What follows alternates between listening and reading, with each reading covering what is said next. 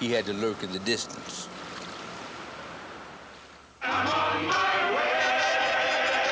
Sometimes they had us around to be taken in by white con men. But outside of that, well... Had a mighty hard time, but I'm on my way. Had a mighty hard time, but I'm on my way. It's a mighty hard climb, but I'm on my way. On my way, glory, hallelujah, I'm on my way. We were personas non gratas. That's your freedom. You're a free man, Jeff. Unless it was absolutely necessary to the story. And if it were, there we would be up there bumbling but loyal, ready to die at the drop of a hat for our master or mistress. Thank you, sir. Colonel Boy, you say I'm a free man? That's right. Well, if I'm free, then I got a right to decide what I'm gonna do. Seems to me that's what you men are fighting for. So I reckon I'll stay. Lake White Hook. Oh, but they'll catch you, Jim. Please let me down. You gotta go free. You gotta get back to your wife and Joey. Put me down, Jim. We've got to get you to a doctor, Hook. Oh, Jim, don't. No, Jim. The actual behavior of a Negro character in any given film might seem to be predicated on the dramatic needs of that film.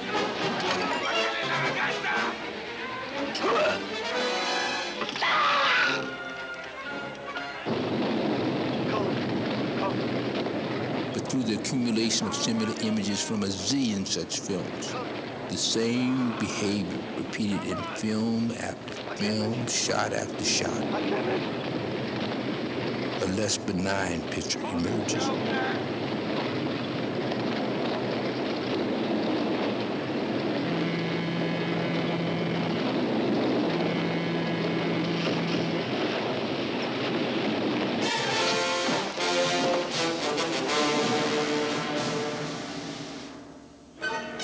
Well, why doesn't it kill him? Kill him. Well, what's the matter now? Kill him! Kill him, you imbecile. Kill him! Kill him! Kill! Oh!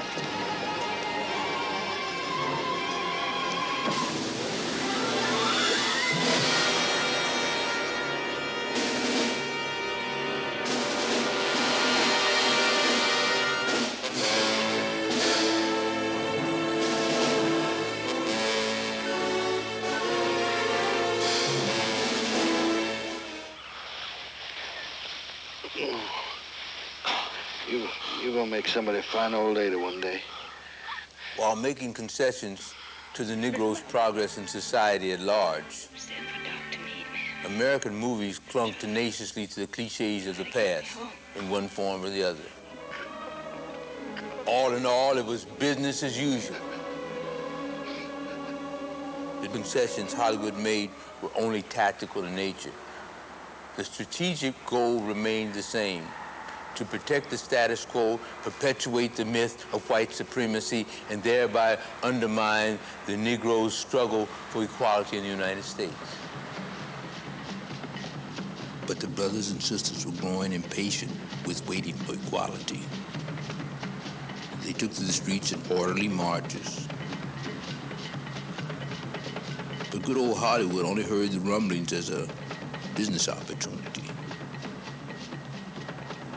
One studio decided to do a movie about what they were sure black audiences wanted more than anything in the world: every Negro's secret desire, the jewel in the crown, so to speak: intermarriage. The studio figured they had a box office bonanza. Of course, they billed it as a great step forward for equality. Anyhow, Guess Who's Coming to Dinner is about a black man's engagement to a white woman.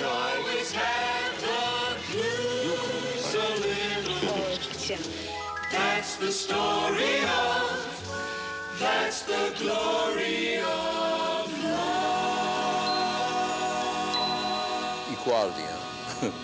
Never mind that the black guy was a scientist, a Nobel Prize candidate, a Pulitzer Prize winning butter wouldn't melt in his mouth type, who could practically walk on water, and that she was only a pimply-faced nobody. They were equally matched because she was white. Right? Right. The powers dominating Hollywood were not only race-specific, totally white, it was gender-specific, totally male. Not that things have changed that much. There's a continuing stream of books documenting the mistreatment of actresses at the hands of the macho, misogynist moguls of Hollywood, the inequities in pay, parts, power, etc. Endless epics of the second-class treatment of women. T-Bone, you too little and too late. And these were white women. Dig me, baby. You're wasting your time right now, son. If things were tough for a white woman, they were draconian for a black woman. I thought was having them. However, rarely are black actresses even mentioned in the books about Hollywood's exploitation of its females. Give her to me. Well, I've got a living child in me. You let that nigga knock you up. Nobody but you. This is your baby, Willie Joe. All yours. And you know, he just might be about as white as you. Still gonna be a nigga. Yes, Daddy.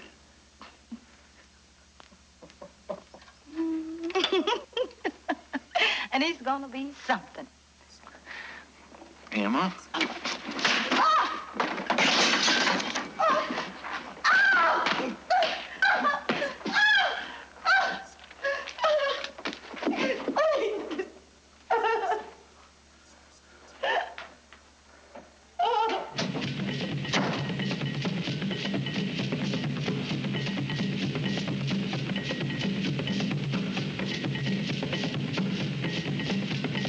Out in the street, the rumbling was growing louder and louder, and the marchers were losing their gentility. In Hollywood, the unions decided to open their doors to minorities, and each one hired a minority or two and told them if they behaved themselves someday, one of their race might even get a chance to actually touch the reins of creativity. 1967. I come back from France, show up at the San Francisco Film Festival as a French delegate with a feature film I'd just written and directed, La Permission.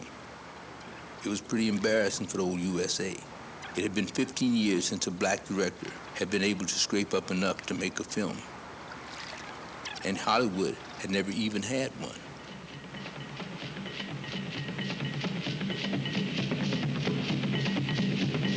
In the meantime, the rumbling in the streets had grown to a roar. Hollywood hired 3 black directors, Ossie Davis, Gordon Parks, and myself, to prove to the world they weren't racist. Of course, they tried to sabotage our efforts by giving us substandard budgets and grade B scripts to do. Nevertheless, these films were modestly successful, but it was axiomatic in the corridors of Hollywood that no black film could be a big-time blockbuster success. My answer was how would they know? They never made a truly black film, only white fantasies of what they thought black should want to see. It pissed me off. We're nonviolent with people who are nonviolent with us, but we are not nonviolent with anyone who is violent with us. For any means necessary to bring about justice. Hollywood was the one doing the dreaming. While Hollywood was clinging to make-believe fantasies, America was exploding. The streets were running blood. Maybe Rome wasn't burning, but Houston, LA, Chicago, New York sure were. I decided to kick Hollywood's ass. Which brings us to Sweetback. Like I said, it didn't just spring out of thin air.